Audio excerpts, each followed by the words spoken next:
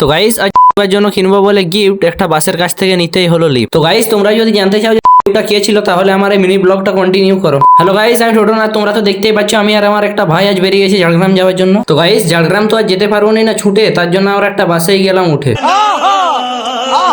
তারপর আমি বুঝতে পারলাম যে এই বাসটাতে উঠে আমি অনেক বড় করে ফেলেছি ভুল, কারণ আগের থেকেই তো এই বাসটার সব সিটগুলো ছিল ফুল। তো গাইস তারপর তোমরা দেখতেই পাচ্ছ আমরা ফাইনালি জিপ বার করে করে চলে এলাম ঝাড়গ্রাম। তারপর কোট রোড দিয়ে হেঁটে যাওয়ার সময় তোমাদেরকে কি আর বলবো গাইস, গরম লাগছিল এত, তখন একটা লস্যি দোকানের ভাইকে বলছি জলদি করে লস্যিটা দে তো। रहा नहीं जाता तड़प ही ऐसी है ना।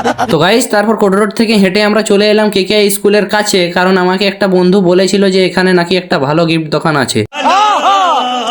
এরপর আমরা এখানে এসে বুঝতে পারলাম যে গিফট গ্যালারি তো কখনোই হয়ে গেছে বন্ধ। তারপর আমরা পেয়ে গেলাম কলকাতা আশীর্বাদী বিরিয়ানির গন্ধ। তো গাইস তারপর ওইখানে খাওয়া দাওয়া করার পর আমরা চলে আসি আমাদের মেন কাজে, যেটার জন্য আমরা ঝাড়গ্রাম এসেছিলাম। আর হ্যাঁ গাইস, এই গিফটটা ছিল একটা দিদির বিয়ের জন্য, তাই গিফট কেনা কমপ্লিট করে একটা আইসক্রিম খেয়ে বাসে চেপে চলে এলাম বাড়ি।